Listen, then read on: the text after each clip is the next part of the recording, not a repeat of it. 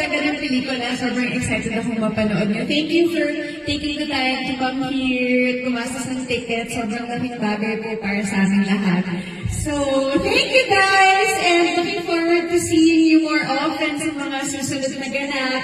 Sana po, ulit-ulitin nyo pa ang Quezon. And, ano yun? Yung sa inyo. Oh. Pero enjoy the movie at sobrang thank you talaga for your time, for coming here. Hindi biro yung effort nyo.